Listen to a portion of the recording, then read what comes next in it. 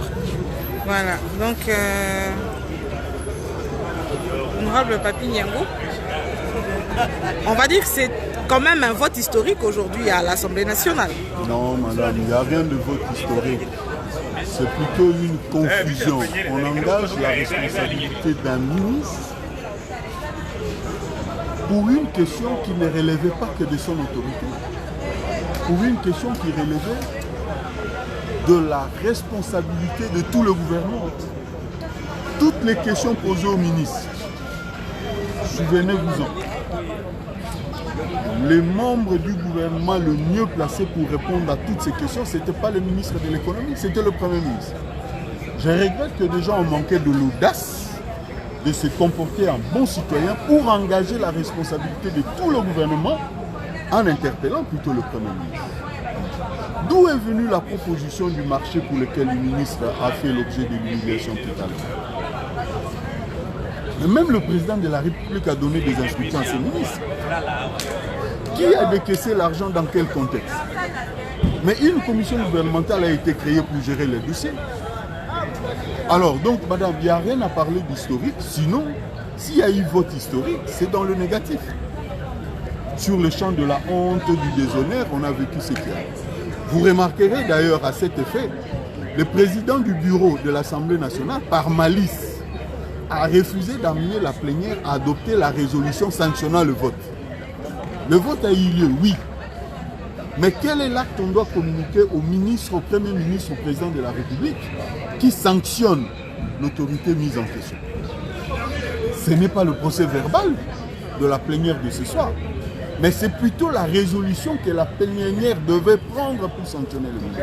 Donc, un peu par légèreté, vous avez cette attitude que nous reprochons au président qui savait que la procédure a été mauvaise et le vote était négativement historique. Parce qu'il faut le placer sous le champ de la honte. Si le vote a été entaché d'irrégularité, y a-t-il une conséquence juridique? La conséquence juridique, c'est que ça ressemble à un mort-né.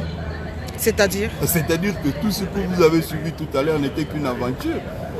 Excusez-moi, madame, mais c'est à peu près une masturbation intellectuelle. Les députés l'ont fait juste pour se faire plaisir. Ces ministres, juridiquement, techniquement, ils restent en fonction.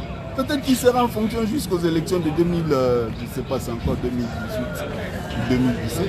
2023. 2025, 26 par là, parce qu'on ira vers. Ça veut dire que le ministre peut attaquer la décision? La ministre n'a même pas attaqué parce qu'il n'y aura aucun acte que le président Bosso sanctionnera le vote de tout à l'heure et transmettra au ministre afin qu'il démissionne. Alors on est dans quelle république? Mais madame, vous le savez, nous sommes dans une république qu'on appelle bananière. Mais est-ce que la résolution ne peut pas être faite après? La résolution peut être faite après, parce que je donnais cette intelligence-là. Je sais, c'est gratis, je ne serai pas payé, je n'ai pas été consulté formellement. Mais pourquoi on doit le faire après? Pourquoi on ne le fait pas immédiatement? On ne le fait pas immédiatement parce que le président sait que tout ce qu'il a amené la plénière tout à l'heure, ce n'était qu'un exercice pour se faire plaisir. Ça peut se faire demain parce qu'il y a plénière demain. Exactement, mais pourquoi ça doit se faire demain alors que le vote a eu lieu aujourd'hui? Demain, nous sommes là pour autre chose. L'agenda des députés est plein de matière. Pourquoi le président n'a pas mis à profit ce temps? C'est parce que le président sait que l'exercice de tout à l'heure a été entaché d'irrégularité. Il est quand même vieux, non? Il évite de se faire trahir par la dynamique de la salle. Les sages peuvent le comprendre. Donc, bonne chance au ministre. Il se tire bien. Dieu est de son côté. Merci. Merveille, prends mon sac.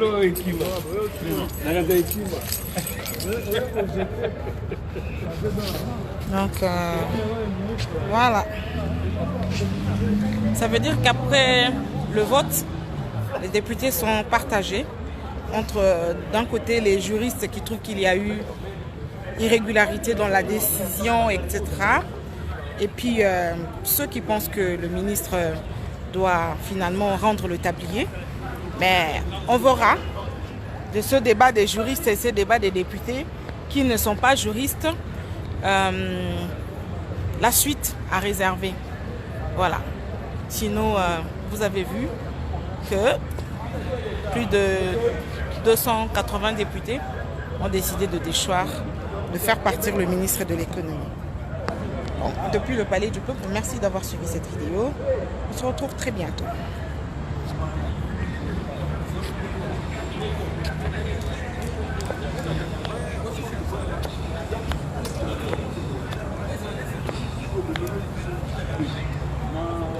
Voilà.